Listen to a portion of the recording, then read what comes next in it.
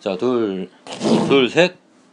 자, 안녕하십니까, 여러분. 벙커프라의 고사장입니다. 자, 제가 안경을 썼다는 거는, 어떤 의미냐.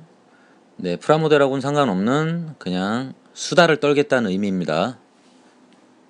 자, 오늘은, 네, 제가 퇴근하고, 모형 만들 시간은 지금 좀 없어서, 잠깐 짬이 나서, 저녁이 되니까 좀 감수성도 좀 폭발하고, 여러분한테 삶의 지혜가 되는 이야기를 제 구독자분들한테 전달해주는 시간을 좀 가져볼까 합니다. 물론 제가 하는 얘기가 당연히 개인차가 있어요. 제가 드린 이야기는 이런 방법도 있다라는 거를 얘기 드리는 거예요. 자, 뭐냐? 자, 오늘은 두 가지 얘기를 드리겠습니다.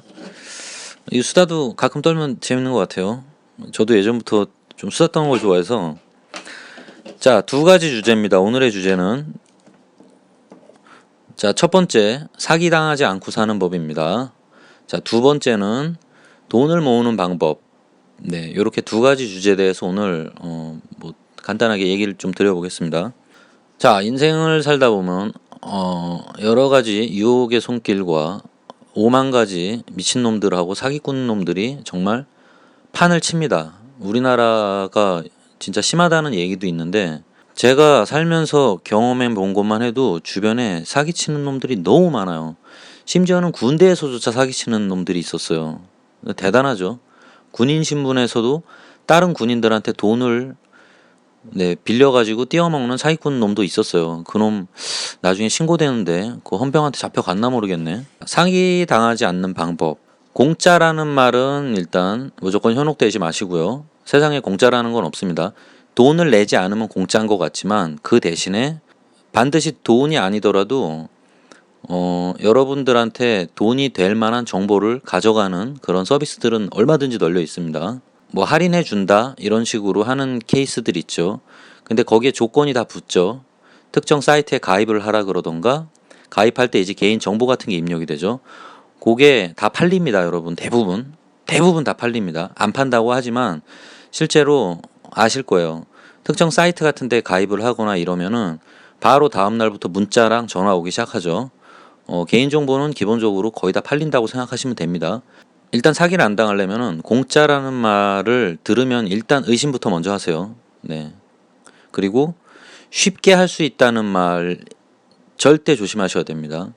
일단 사기꾼들이 항상 하는 얘기가 그거죠. 공짜, 쉽게 할 수 있다, 빨리 할 수 있다. 요런 세 가지 키워드가 보통 많이 쓰이는데, 쉽게 할 수 있다는 거는 대표적인 거짓말이라고 볼 수 있죠. 세상에 물론 쉽게 할 수 있다라는 말을, 쉽게 할 수 있다는 게 있긴 있죠. 물론 이제 쉽게 할 수 있는 일을, 조금 더 어려운 일을 쉽게 할 수 있는 케이스도 노하우를 뭐 이렇게 알려주면은 쉽게 할 수도 있겠죠. 근데 대부분의 일들은 이제 특히 사기꾼들이나 이런 여러 가지 사기 아이템들이 하는 얘기가 항상 쉽게 빠르게, 이걸 항상 강조해요. 공짜 쉽게 빠르게. 쉽게 할 수 있다는 거는 왜 거짓말이냐면은 가장 많이 쓰이는 일종의 사기인데, 이 시스템, 사회 시스템을 여러분들이 그 간파를 하시면은 세상을 살면서 조금 사기를 당할 확률이, 아니면 또는 본인이 이제 손해를 볼 확률이 많이 줄어들 겁니다. 대표적으로 다이어트 식품에 대해서 얘기해 봅시다. 다이어트 식품이라는 건 이제 남자도 해당되고 여자도 해당되는데, 대부분의 다이어트 식품들이 이제 운동 안 해도 된다. 네, 그리고 요거만 먹으면은 바로 이렇게 뭐 살이 빠진다. 이런 식으로 얘기를 하지만 현실적으로 불가능한 얘기입니다. 그거는 뭐 불가능한 걸 알면서도 당하겠다면은 뭐 말리진 않겠습니다. 저는 왜 불가능한지 뭐 간단하게 몇 가지만 예를 들어볼게요. 일단 기본적으로 몸에 지방이 빠지려면요, 다이어트를, 여자분들도 새겨 들으면 좋으실 거예요. 뭐 구독자분들 중에 여자분은 거의 없겠지만 남자도 해당되는 부분이에요. 남자들도 다이어트 하는 분들 요즘에 많죠. 자, 그럼 여자고 남자고 일단 다이어트 하려면 어떻게 해야 되느냐? 일단 운동을 해야 되고요. 운동을 하지 않고 근육량을 늘리지 않으면 절대 다이어트는 되지 않습니다. 뭐 먹어가지고 다이어트 식품이라는 게 많이 나오죠. 엄청나게 많이 나오고 엄청나게 많이 팔리는데, 사실상 다이어트 식품은 거의 다 사기 제품이라고 보시면 돼요. 왜냐면 일단 먹는 것만 가지고 살이 빠지는 건 현실적으로 거의 불가능합니다. 몸에서 지방이 분해가 되고 살이 빠지고 근육이 늘어나려면은 기본적으로 웨이트 운동을 하셔야 돼요. 웨이트 운동을 하지 않으면은 몸의 근육량이 늘지 않기 때문에 지방을 분해할 수 있는 여러분 근육이 많아지면 많아질수록요 지방 분해 능력이 좋아집니다. 과학적인 부분을 갖다 이해하시면 더 빠를 수도 있는데, 운동을 많이 하고 부지런하게 뛰어다니고 정신없이 막 돌아다니는 사람들은 대부분 살이 잘 안 쪄요. 체질도 있지만 왜 그러냐면은 이제 근육량이 많아지면은 여러분 단 거가 살찌는데 가장 많이 도움을 주거든요. 지방을 만드는데. 그러면은 살을 빼려면 어떻게 해야 되냐? 기본적으로 단 걸 안 먹으면은 됩니다. 단 거, 밀가루 음식을 줄이고 밥도 가급적이면 너무 밥심이라고 이제 한국 사람들 그러는데, 그러면 이제 그런 음식을 안 먹어야지. 당연히 고통스럽겠지만, 그리고 이제 운동을 해야죠. 웨이트 운동. 땀 흘리고 하루에 뭐 30분 이상 무거운 역기 들고 뭐 러닝머신 뛰고 땀 삐질삐질 흘리고 근육량 늘리고 하면은 자연스럽게 근육이 늘고 지방은 빠질 수밖에 없습니다. 신체 구조상. 근데 당연히 힘들죠. 네. 그래서 다이어트가 쉽지가 않다는 거예요. 근데 그렇게 개고생을 해야지, 몇 개월 그렇게 개고생을 하면은 체중 변화가 일어납니다, 실제로.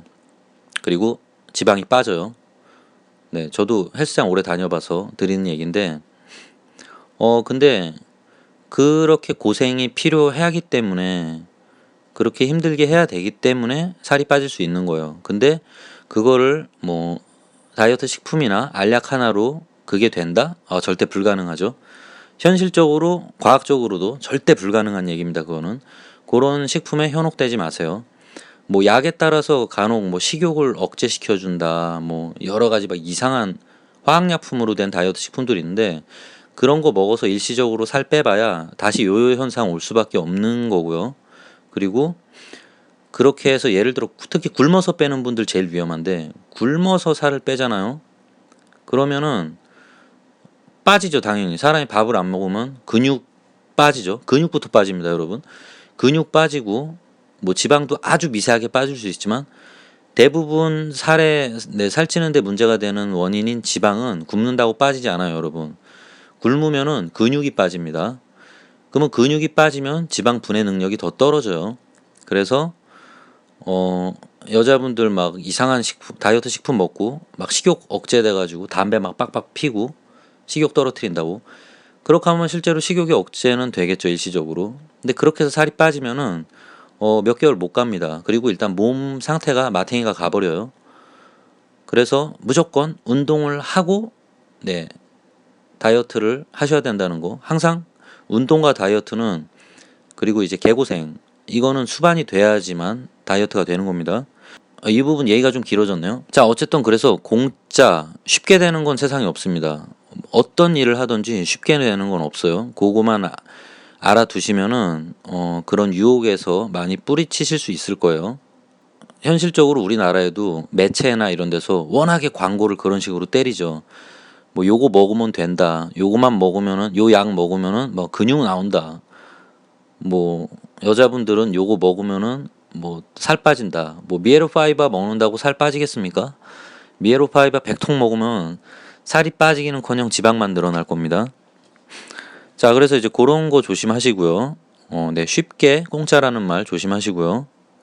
그런 얘기하는 사람들이나 그런 로고가 유독 그런 걸 강조하는 그런 제품이나 그런 거는 멀리 하시는 게 좋습니다. 기본적으로 의심을 먼저 하세요. 그런 제품들은. 친절한 사람 조심하십시오. 밑도 끝도 없이 너무 막 들이대면서 친절한 분들 있죠. 이유가 있기 때문에 그런 겁니다. 뭐 어떤 이유겠어요? 여러분들한테 뭔가를 빼먹기 위해서, 대부분 여러분의 돈을 빼먹기 위해서 친절하게 접근하는 경우가 되게 많습니다. 아니 뭐 친구끼리 그러는 거나 뭐 회사에서 뭐 정말 친하게 지내는 거, 그런 건 상관없죠. 제가 이제 친절할 때 조심하라는 건 뭐냐면 장사꾼들이 친절하게 대할 때를 조심하라는 거예요. 그것도 이제 당연히 장사꾼들 서비스족이니 이제 서비스 직종이니까 친절하게 대하는 건 맞지만 제가 말하는 거는 그 도를 넘어서서 친절하게 유독 심하게 너무 친절하게 대하는 그런 분들을 조심하라는 겁니다. 그거는 다 이유가 있어서 그런 거예요. 그런 분들 중에 이제 안 좋은 케이스, 네, 여러분들이 조심해야 될 케이스가 뭐냐. 예를 들어 전셋집, 네, 집 같은 거 구하러 다니신 분들, 특히 강남 일대 그런 분들이 엄청나게 많은데 어떤 걸 조심해야 되냐면 집을 보러 갈 때 요즘에 강남 쪽에서 어떤 게 유행하냐면 남자분들, 그러니까 이 사람들은 사실상 부동산 업자가 아닌 경우가 되게 많아요. 대부분 부동산 업자가 아닙니다. 그냥 부동산에서 고용한 알바들이에요. 알바들이고 이 사람들은 부동산 자격증조차 없는 사람들이 꽤 많아요. 근데 이 친구들이 뭐냐, 되게 젊고, 남자 같은 경우는 젊고 잘생긴 분들이 많고요. 여자분들 같은 경우는 되게 미인들이 많습니다. 딱 봐도 와 예쁘다 할 정도로 늘씬한 미녀들이 많이 있어요. 어리고. 근데 이분들이 부동산에 갑자기 요즘 들어 많이 등장하기 시작하는데 브로커라고 생각하시면 됩니다. 브로커. 계약을 성사시켜주는 중간 딜러라거나 또는 브로커라고 생각하시면 돼요. 예를 들어 남자분들은 아이돌 같은 분들 딱 봐도 되게 잘생긴 아이돌 같은 분들이 많이 나오고요. 여자분들 같은 경우는 막 약간 걸그룹 느낌 나는 되게 예쁜 여자분들도 있어요. 저도 많이 봤거든요. 그러면 이분들이 보통 뭘 하냐. 제가 남자니까 미인계를 씁니다. 집을 보러 가는데 딱 보자마자 왜 이렇게 이쁜 분이 나왔지? 하면서 이제 남자분들이 대부분 좋아하게 돼요. 그리고 이분들이 립 서비스를 엄청 잘합니다. 엄청 친절하게 대해주고 난 무슨 여자친구인 줄 알았어. 말을 엄청 많이 해주고요. 그리고 이제 집을 볼 때 해방을 놓습니다. 자꾸 뭔가 이 집이 하자가 있는 집인데도 불구하고 되게 좋은 집인 것처럼 계속 옆에서 막 훈수를 놓는 거예요. 일종의 막 이 집 진짜 예쁘다. 저도 이런 집에 살고 싶어요. 막 이런 식으로 옆에서 계속 막 펌프질을 합니다. 당연히 예쁜 분이 그런 얘기를 하니까 현혹될 수밖에 없죠. 대부분 많이 현혹돼요. 남자분들은. 근데 그런 말에 현혹되시면 안 됩니다. 절대로. 집을 볼 때는 봐야 되는 품목, 뭐 이렇게 그건 자세한 얘기는 너무 길어지니까 그 집에 확인해야 될 사항들을 꼭 확인해야 돼요. 그분들 얘기 아무리 옆에서 달콤한 말로 욕을 하더라도 봐서 하자가 있으면은 그 집은 아웃인 거예요. 얻으면 안 됩니다. 근데 그분들은 계속 꼬시죠. 요거 조금만 손보면 된다. 막 이런 식으로 계속 꼬시는데, 네, 그분들이 어떤 분이냐면 이제 그런 식으로 계약을 성사시켜 주면은 실제 계약할 때는 딴 분이 나와요. 네. 부동산에 가면은 실제로 그분들은 안 보이고 다른 부동산 아저씨나 아주머니들이 실제 부동산 가면 있는 경우가 많아요. 물론 그분들이 있을 때도 있지만 어쨌건 그분들은 계약을 성사시켜 주면은 건당 얼마씩 받는 그런 분들이에요. 네, 그분들을 부동산 업자랑 착각하지 마세요. 네, 이제 급하다, 조급하게 이제 막 얘기하는 그런 분들도 멀리 하시는 게 좋습니다. 대표적으로 그런 거 있죠. 어떤 중고 물건 같은 걸 사는데 계속 꼬시죠. 이거 지금 빨리 안 사시면은 팔린다. 어떤 물건 살 때 흔히 쓰는 말이죠. 이 물건 지금 구입 안 하시면은 지금 딴 분들한테도 막 연락 오고 왔고 아까도 한 분이 보고 가셨다. 이런 식으로 네, 대표적인 구라 케이스입니다. 그러니까 물건 살 때 좀 여유를 가지시는 게 좋아요. 급하게 물건을 사면 사기당하는 경우 되게 많습니다. 왜냐면은 그렇게 조급하게 얘기하면은 조마조마해져요, 사람이. 내가 빨리 안 사면은 다른 사람이 사간대잖아. 막 이런 식으로 얘기하니까. 근데 그런 거에 현혹되시면은 좀 사기 당하는 경우가 되게 많아요. 안 좋은 물건을 비싸게 사는 경우가 많죠.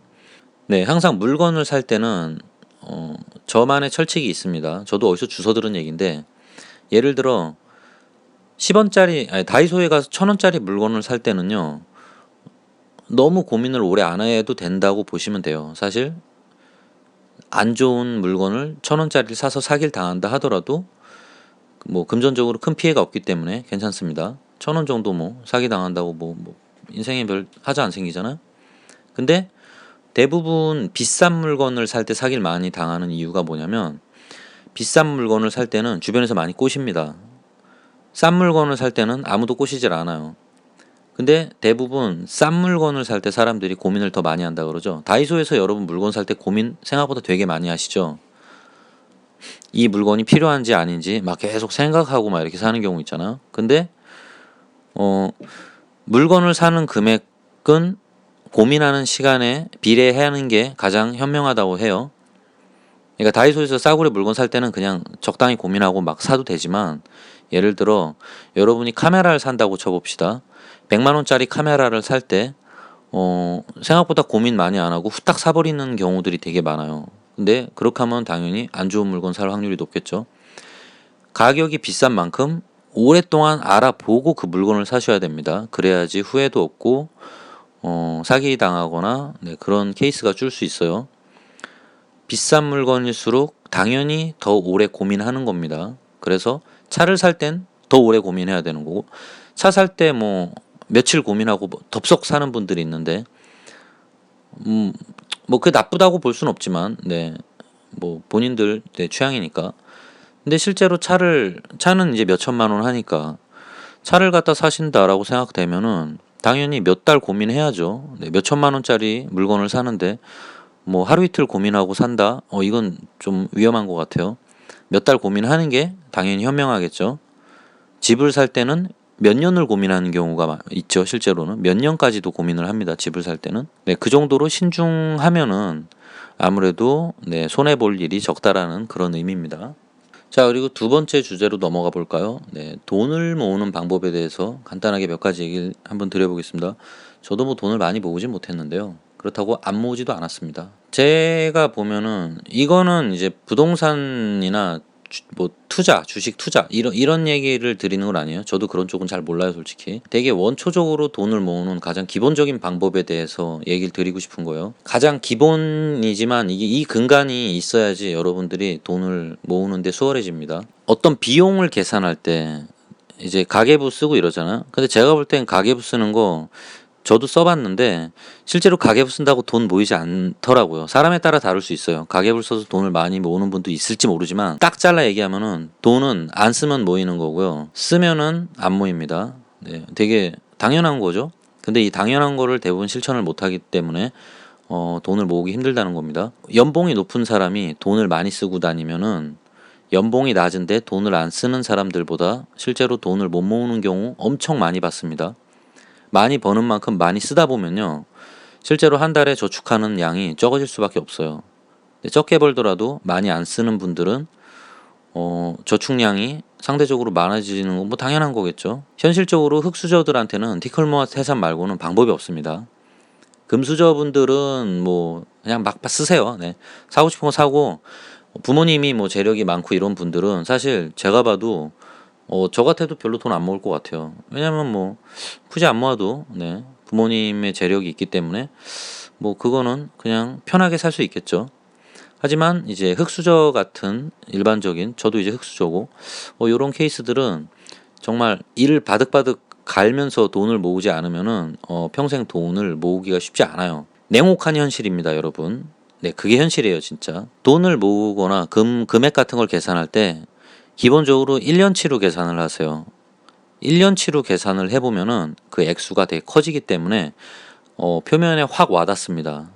아, 내가 이 정도의 돈을 모을 수 있구나라는 거를, 또는 이제 이 정도 돈을 아낄 수 있다라는 거를 표면적으로 체감을 하려면은 뭐 하루 이틀, 한 달 이런 식으로 계산하면은 돈이 되게 만만하게 보일 수 있어요. 하지만 1년치로 계산하면은 그게 만만치 않은 돈이 된다는 거를 여러분들이 느낄 수 있어요. 자, 그러면은 차. 당연히 벤츠 끌고 싶죠. 벤츠, 아우디, 뭐 좋은 수입차 누군들 끌고 싶지 않겠습니까? 자, 근데 뭐 그런 얘기가 있어요. 그 차를 여러분들이 반드시 벤츠를 사서 여러분들이 엄청나게 뭔가 이득을 볼 수 있는 부분이라거나, 또는 뭐 금전적이 됐건 뭐가 되든 직업적인 특성 때문에 반드시 벤츠를 차야지만 좀 더 믿음이 가서 뭐 계약을 뭐 성사할 수 있다거나 뭐가 될지는 저는 잘 모르겠어요. 또는 자기의 이미지 관리나 이런 게 실제 자기의 금전적인 부분이나 인생에 영향을 미치는 분이라면 좀 돈이 들더라도 투자라고 생각하고 수입차를 살 수도 있다고 봐요, 저는. 하지만 그게 아니라 나한테 차는 운송수단 이상의 별 가치가 없다라고 생각되면은 굳이 뭐 수입차 살 필요 없죠. 뭐 그냥 경차 사세요, 경차. 네, 경차 사시고. 차가 국산차나 중고로 사면은 많이 저렴해요. 저렴하고 좋은 차 얼마든지 많습니다, 국산차. 근데 수입차는 아시겠지만 중고로 사도 일단 수입차는 유지 보수 기간이 어느 정도 돼서 이제 부품을 갈 때가 되면은 국산 부품 호환되는 차들은 저렴하게 어느 정도 유지가 되지만, 그렇다 하더라도 혹시라도 사고가 나거나 이제 어떤 특정 핵심 부품들이 문제가 생겨서 수명이 다해서 갈아야 되면은 수리비가 어마어마하게 많이 나옵니다, 진짜. 국산 차량은 비교가 안 돼요, 아예. 한 심하게는 10배 정도 차이 나신다고 보면 돼요. 심지어 제 오토바이 예를 들어볼까요? 오토바이 저도 이제 그 600 갈 날인데, 국산 스쿠터 같은 경우는 예를 들어 오토바이 겉에 이 껍데기 카울을 쳐봅시다. 국산 스쿠터는 예를 들어 앞쪽에 있는 카울이 내가 실수로 자빠져서 뭐 깨졌다고 쳐봅시다. 그러면 앞 카울 해봐야 뭐 한 글쎄요, 한 2, 30만 원 나올까요? 20만 원? 뭐 많이 잡아서 아마, 많이 잡아도 제가 볼 때 한 30만 원 정도밖에 안 들 거예요. 제일 큰 부분에 카울이 깨진다 하더라도 30만 원도 안 하겠죠, 국산은. 근데 제가 지금 타는 일제 오토바이도 그걸 생각하셔야 됩니다, 여러분. 차든 오토바이든 일단 수입 물건들은 중고로 살 때 저렴해 보이지만 그 소모 부품 값은 떨어지진 않아요. 항상 일본에서 들여오는 그 부품 값은 10년 전이나 지금이나 동일합니다. 10년 전에 10만 원이었으면 지금도 10만 원인 거예요. 오히려 오토바이보다 겉에 있는 부품을 다 갈면은 새 거 사는 가격보다 더 비싸지는 수도 생길 수도 있어요. 그 정도로 골 때리는 거예요, 이게. 부품값은 싸지지 않습니다, 세월이 지난다고. 그래서 제 오토바이가 심지어는 저번에 어떤 고삐리 양아치가 제 오토바이를 실수로 잡아뜨렸어요, 지가 장난치다가. 그래서 그 수리비, 앞부분에 카울이 금이 갔어요. 그 카울을 갈아야 되는데 그 당시 나온 수리비가 살인적인 가격이에요, 진짜. 요 앞부분에 플라스틱 카울 부분을 갈았는데 뭐 공임이랑 수입 견적이랑 해서 일본에서 수입해서 가져오는 부품 가격이 무려 80만 원이 나왔어요. 80만 원. 그 앞에 플라스틱 껍데기 하나가 80만 원이 나왔습니다. 어마어마하죠. 네, 저도 무서워요. 그 센터 아저씨도 왜 이렇게 비싸냐고 자기도 놀래더라고요. 네, 그 정도로 가격이 비쌉니다. 그래서 수입 오토바이도 사고 한번 잘못 나면은 수리를 못하는 경우도 있어요. 막 수리비가 몇백만 원이 나올 수도 있거든요. 차도 마찬가지입니다. 차도 국산 차는 뭐 찌그러져서 박아봐야 그거 뭐 몇십만 원이면 수리해요. 근데 수입차는 진짜 헤드라이트 하나 박으면은 돈 100만 원 깨질 수 있어요, 여러분. 본인이 이제 금전적으로 그럴 능력이 있다거나 또는 뭐 집이 잘 산다, 네, 이러면은 그냥 바로 수입차 벤츠 S클래스 지르시고요. 네, 뭐 수리는 뭐 부모님이 해주실 거 아닙니까? 네, 그런 상황이 아니라면은 수입차는 신중하게 고민을 하셔야 되고요. 그리고 일단 차에 들어가는 돈이 어마어마하게 많이 깨지기 때문에 차가 있을 때랑 없을 때랑 저 같은 경우도 차를 많이 안 몰고 국산 차지만, 국산 경차지만 그래도 보험료가 3, 40만 원 더 깨지는 거예요. 1년에 3, 40만 원 어쨌건 손해 보는 거지만 일단 그래도 유지비가 적게 들고 제가 급할 때 뭐 운송용으로 쓸 수 있고, 새벽에 뭐 급하게 누굴 태우고 어딜 가야 되거나 이럴 때, 또는 뭐 새벽에 뭔가 이게 내 무거운 짐을 날라야 된다거나 이럴 때 차를 이용하면은 1년에 30만 원어치의 값어치는 있다고 봐요, 저는. 네, 뭐 기름값도 그 이상 들겠죠. 1년으로 따지면 뭐 유지비가 운전하고 기름값하고 하는데 뭐 돈 100만 원 이상 깨지겠지만 그 정도의 가치는 있다고 판단됩니다. 근데 수입차일 때는 1년 유지비가 진짜 몇백만 원이 들어갈 수 있기 때문에 신중하게 고민하셔야 돼요. 가장 많은 분들이 착각하는 거, 차가 좋다고 여자친구가 생기는 거 절대 아닙니다. 네, 그거는 정말 가장 많이들 하는 착각이죠. 주변에 잘 보시면은 차 없어도 여자친구, 예쁘고 능력 있는 여자친구 만나고 다니는 친구들, 네, 많습니다. 차가 좋다고 여자친구가 생길 수 있어요. 생길 수 있는데, 예를 들어 제가 지금 당장 벤츠 같은 걸, 당연히 차 보고 꼬이는 여자분들이 있겠죠. 근데, 그 전에는, 네, 거들떠도 안 보다가 제가 좋은, 뭐 예를 들어 나름 뭐 그래도 벤츠랍시고 좋은 수입차를 샀다고 갑자기 저한테 좋아한다 그런다거나, 아니면 갑자기 꼬여드는 여자분들은, 네, 어떤 분들일까요? 네, 제가 경험한 바로는 정상적인 분들은 안 꼬입니다, 절대. 외모가 예쁜 분들은, 그 중에서 이제 은근 외모가 예쁜 분들이 꼬일 수도 있겠죠. 몸매 좋고 예쁜 이런 여자분들 꼬일 수도 있겠지만, 어리고. 근데 그런 분들은 사실 그렇게 영양가가 있는 분들은 아니라고 보시면 돼요. 여러분들이 인생을 사는데 멀리 할수록 도움이 되는 분들이라고 생각하세요. 네, 차가 없어도 여러분들을 진심으로 좋아해주고 사랑해줄 수 있는 사람을 찾아야 됩니다. 네, 차가 후지다고 헤어지자고 하는 여자분들은 정상은 아니겠죠. 네, 그런 분들은 빨리 그냥 좋은 차 타는 남자 만나라고 하세요. 하지만 네, 금수저들은 다를 것 같아요, 제가 볼 때. 어쨌건 자, 그런 식으로 야금 계속 돈을 모아서 점점점 돈을 불리셔야 됩니다. 제가 경험한 바로는 한 방에 돈 모을 수 있는 방법은 없어요. 로또가 될 수도 있겠지만 저는 로또 하지 않습니다. 저는 로또로 버리는 돈보다 그냥 그 돈을 모으는 게 더 이득이라고 생각해요. 로또 살 때 몇천 원 날린 거 솔직히 1등 안 되잖아요. 네, 1등 됩니까? 1등 안 되지.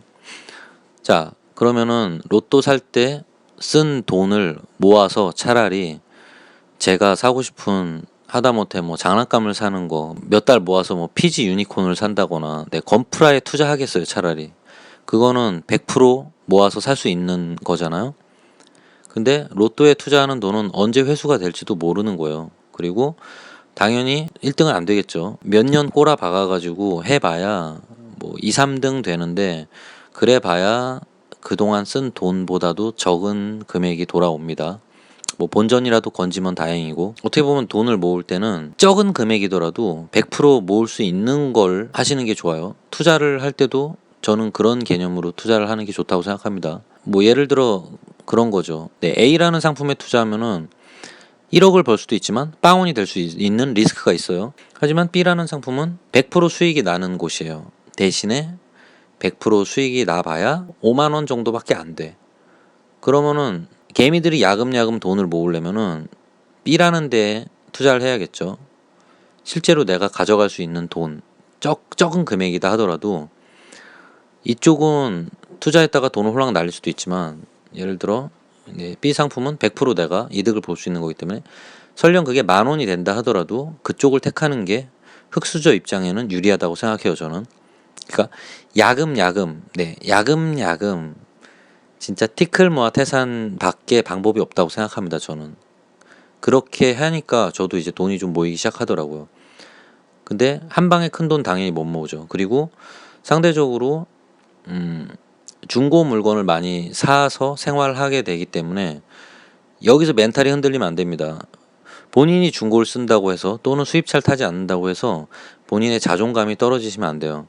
본인의 자존감은 내 몸 하나 딸랑, 네, 딸랑 내 몸 하나 있을 때 자존감이 나와야, 거기서 나오는 자존감으로 살아야지.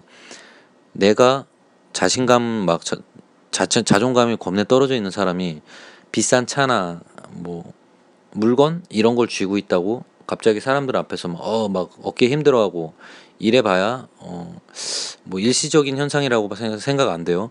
네, 그런 물건으로 자존감 올려봐야, 제가 주변에서도 많이 보고 그러는데 저보다도 자존감이 낮아요, 그런 분들 보니까. 네, 자존감은 물건으로 키울 수 있는 게 아닙니다. 그리고 물건으로 올라간 자존감은 일시적으로밖에 효과를 못 봐요. 또 떨어지게 돼 있어요. 그러면 나중에 더 비싼 물건으로 더 높은 자존감을 찾지 않는 이상은 유지가 안 됩니다.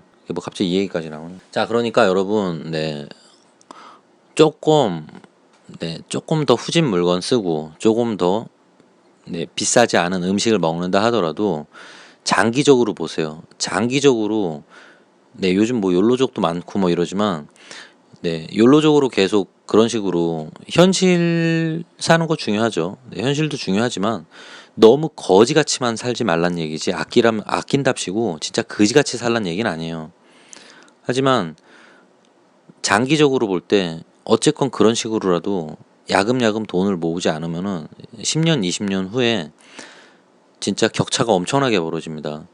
10년, 20년 후에 어떤 사람은 거의 뭐 몇 억을 한 1억, 2억이라고 쳐보죠. 누구는 2억 정도를 모을 수도 있지만 한 20년 후라고 쳐봅시다. 20년 너무 길다.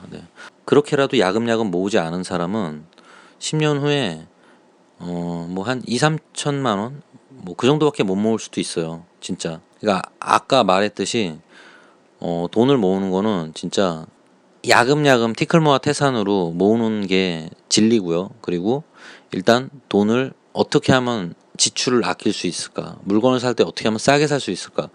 여기서 야금야금 모으는 거를 계속 생각하셔야 됩니다. 그렇게 해서 계속 부풀려 나가는 거 말고는 흑수저한테는 답이 없어요. 한 방의 인생 역전 이런 거 찾으시면은 아까 말한 것처럼 사기 당할 수밖에 없고요. 그리고 연봉이 올라가 봐야 여러분의 지출이 줄지 않으면은 오히려 연봉 낮은 사람보다 돈을 더 못 모으게 됩니다.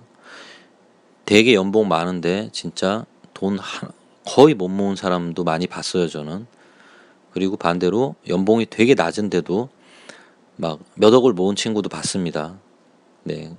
돈은 모으는 놈이 모으는 거예요, 진짜. 안 쓰고 악착같이 모으는 놈이 돈을 버는 겁니다. 하지만 지금 이 사회에서는 그거를 약간 비난하는 식의 좀 그런 경향이 있죠. 찌질하다, 뭐 궁핍하게 샀냐, 뭐 이렇게 빈티나게 사냐 이렇게 얘기하지만 그게 여러분 몇십 년 후가 되면요. 그렇게 얘기하면서 돈 안 모았던 친구들이 나중에는 여러분 요즘에 인생이 깁니다. 100세 시대예요, 100세 시대. 나중에 나이 먹고 격차가 벌어지기 때문에 조금 젊을 때는 사실 찌질하고 가난하게 살아도 외모가 젊기 때문에 여러분 괜찮아요. 그지같이 살아도 찢어진 런닝구를 입어도 간지가 나는 게 젊은 세대입니다. 청춘이에요. 근데 나이가 먹으면요 여러분 나이가 먹어서는 그런 옷을 입으면 정말 거지 돼요. 거지.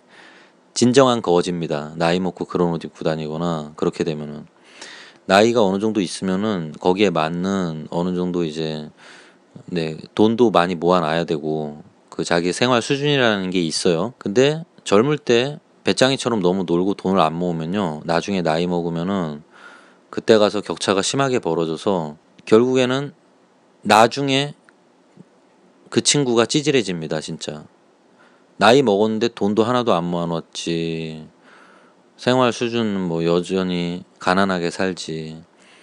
하지만 그런데도 간지 때문에 막 빚지고 살고 이래요. 젊었을 때도 간지나게 산다고 막 돈 팡팡 쓰고 다니다가 그 소비의 그 크기가 줄질 않고 나이 먹을수록 더 늘었기 때문에 오히려 더 가난한데 돈을 더 많이 쓰고 사는 사태가 벌어져 버립니다. 여러분 그렇게 되면은 인생이 진짜 우울해질지도 몰라요. 실제로 그런 경우 되게 많습니다. 없는 사람들이 돈을 더 안 모으고 더 많이 써요. 실제로 돈을 모은 친구들은 더 안 쓰고 더 많이 돈을 가지고 있습니다. 근데도 아낄라 그래요. 그러니까 이 드라마나 이런 데서 자꾸 CF나 이런 광고에서 되게 막 간지나게 비주얼 살고 이런 모습으로 자꾸만 여러분들이 현혹하지만 거기에 너무 현혹되시면 안 됩니다. 실제로 외모가 조금 후질구리하게 다니는 젊은 친구라도 통장에 돈이 많이 들어있잖아요. 그러면 그 친구는 자존감이 엄청 세질 수 있어요. 그러니까 통장 잔고가 결국엔 자존감이다라는 얘기가 있는데 제가 볼 때 그거 되게 현실적인 얘기입니다. 그러니까 자기가 돈을 많이 놓으면 믿는 구석이 있기 때문에 어디 가도 꿀리지 않아요. 자기가 그만큼 열심히 노력해서 돈을 모아놓은 친구들은 수입차가 없어도 별로 꿀리지 않아요. 그리고 비싼 차나 비싼 옷이나 이런 게 없다 하더라도 별로 신경 안 씁니다. 왜냐면은 자기는 항상 행복하니까. 네, 모아놓은 돈이 있기 때문에.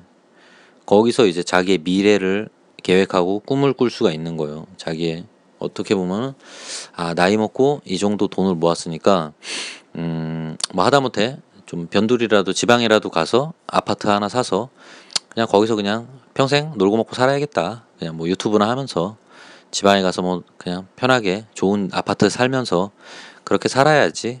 뭐 물론 서울에 있는 집은 못 사지만 뭐 그렇게라도 행복하게 살아야지 라고 꿈이라도 꿀 수 있지만, 나이 먹고 돈이 없으면요 지방에도 아파트나 집조차 살 수도 없어요.